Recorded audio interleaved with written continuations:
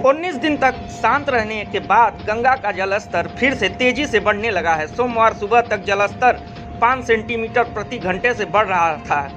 रही जलस्तर बढ़ने से घाटों का आपसी संपर्क फिर टूट गया है। केंद्रीय जल आयोग के अनुसार जलस्तर में अभी और बढ़ोतरी के संकेत हैं। पहाड़ और मैदानी इलाकों में बारिश के कारण गंगा और सहायक नदियों का जलस्तर बढ़ रहा है। वाराणसी में पिछले 24 घंटे में गंगा का जलस्तर 3 फीट से ऊपर बढ़ गया है।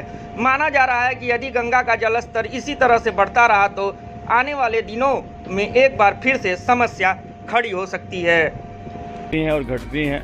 तो इस समय अभी पानी लगभग कल से लेकर आज तक में लगभग 2 से 3 फीट के लगभग में पानी बढ़ा है। तो हम लोग इस पे निगाह बनाए हुए हैं कि किस तरीके से माँ गंगा का जलस्तर बढ़ रहा है। देखिए, जब माँ गंगा का जलस्तर फिर से बढ़ता है तो जो तटवर्ती इलाकों में लोग रहते हैं, हम लोग पंडा पुजारी, सबको दिक्कतें होती हैं। सब चीज़ें लेके फिर से अपने ऊपर की ओर पलायन करना पड़ता है, उनको छोड़ना पड़ता है। अभी तो कुछ दिन पहले हम लोगों ने पुनः धीरे धीरे चीज़ें स्थापित की थी।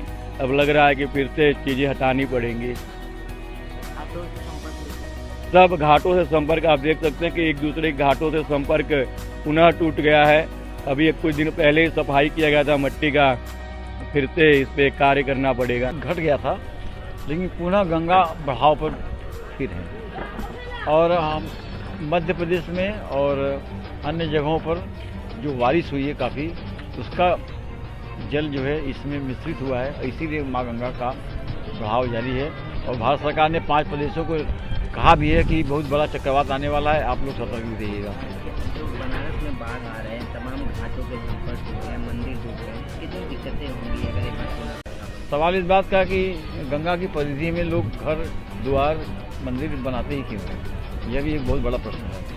जब गंगा घट जाती है तो आप एकदम किनारे जाकर के घर बनवा लेते हैं, जब गंगा बढ़ती है तो आप मुआवजा मांगने लगते हैं। ये बड़ी समस्या है बनारस की। और गंगा के किनारे लगभग 80% घर सरकार की आंखों के सामने बना है, सरकार कुछ नहीं कर पाई है। अच्छा, ये जो पंडा पुजारी हैं, बाढ़ आ जाती है, पंडा पुजारियों को बहुत लाभ होता है। ज़्यादा सारी भ्रम में न रहें कि पंडा पुजारियों को कोई दिक्कत होती है। पंडा पुजारियों को जितनी ज़्यादा बाढ़ आती है उतना ज़्यादा ही लाभ होता है।